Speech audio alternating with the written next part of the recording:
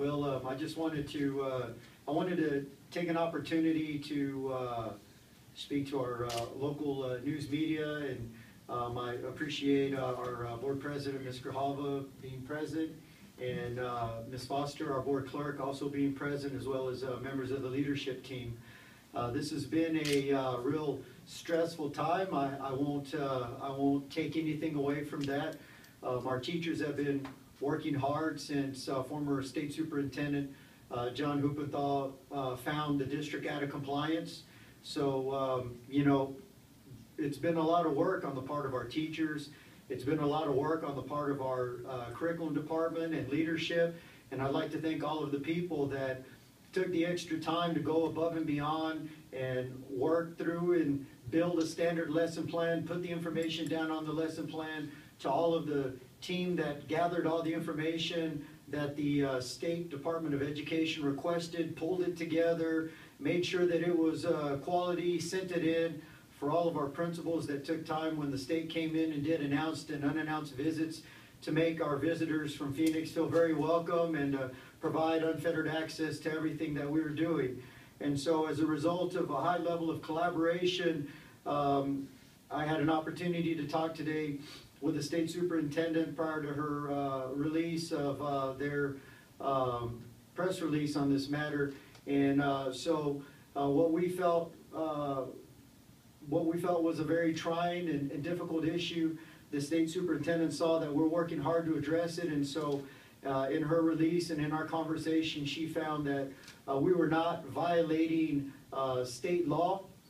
Did feel, however, because there have been bumps in the road in the past in TUSD's history, that she and the Department of Education would extend the monitoring to the end of the school year. And so again, I'm very fine with that. I feel that our people do a good job, and we'll continue to showcase the best that we offer. Our commitment is to raise the quality of education for all of our students. And part of the conversation today in Phoenix, I was also up there for the first meeting of the State Superintendent's Latino Advisory Committee. And one of the topics of conversation for the Latino Advisory Committee was a ethnic studies curricula that does incorporate the Latino experience and Latino perspective in Arizona.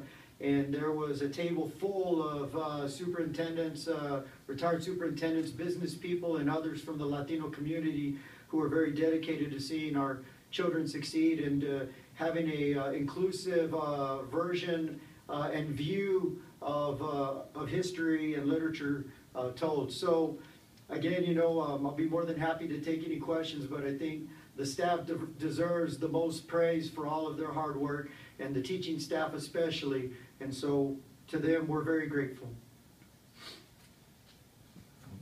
So you mentioned that monitoring continues through the end of the year, and from what I understood today, we're looking at how this is taught. Is this going to focus on the African American Studies course that Mr. Huppenthal brought up at the end of the year, or is this all of the culturally relevant curriculum?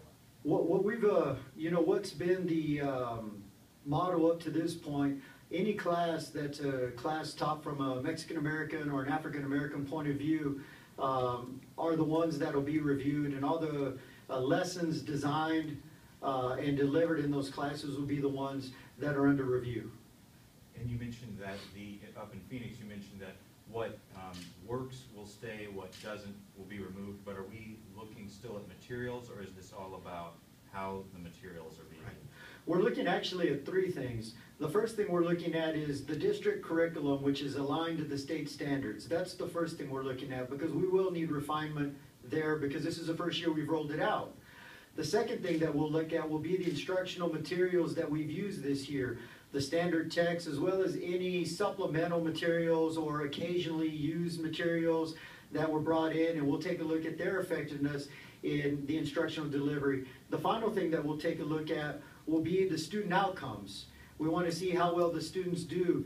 Do they pass the classes, at what rate, what's their attendance? So we want to also gauge those student outcomes. So those are the three levels that we're looking at. So there'll be refinement in each of those top two areas, because ultimately what it's about are the student learning outcomes. So are you relieved today? I will admit that I am relieved that we continue to move forward and that we're moving forward in the spirit of collaboration and partnership. Dr. Sanchez, can you give us, this is from the Tucson Weekly, any students' reactions to this process? Well, you know, at this point, I can't really say that I've witnessed any direct student action or response to what's been transpiring, and I think it's been because our teachers have been very professional, and the level of professionalism by our teachers is what has made an amazing difference, because they've worked through this process, they've continued to work to engage their students, they continue to provide them with what they believe is a quality view from a Mexican American and African American point of view to juxtapose to the standard textbook. So, you know, I think that the teachers have been instrumental in this process moving forward, and their willingness is nothing less than amazing, because to teach these classes under the level of scrutiny and to come to work day after day to do it is very impressive. Dr. Sanchez, so I guess basically when you're talking about curriculum and the changes or refinements that are going on, in my mind I just think more basic, like will KRS still be allowed to be taught in the classroom? You know, I don't think there's an issue with KRS being taught in the classroom. It's not about what's taught, it's how it's used and delivered, and I think that's where we really have to align our views on how we use that content, because if you listen to KRS-One's message, it's a very good message about educating yourself, about being knowledgeable in language and history and celebrating who you are. It's a very positive and powerful message, and it has to be used as such to teach our kids their own self-worth, to give them that feeling of self-efficacy and value. So as we evaluate how materials are used, as we evaluate what materials are used, that's what we want to look at. It's not a shock factor that we're looking for, it's a student engagement factor. It's, do they see themselves reflected and represented? And if so, and if the instruction did that and the students learned and succeeded because of it, then that's something we want to make part of our work. Doctor, how exactly is ADE monitoring the curriculum, and on the same token, how is TUSD reporting Sure. to ADE any developments or changes? You know, it's a very comprehensive process. Every 2 weeks, we gather all of our teachers' lesson plans together. We update the ADE on whatever changes we may have in our master schedules. We let them know on which campuses and what hour we teach the classes.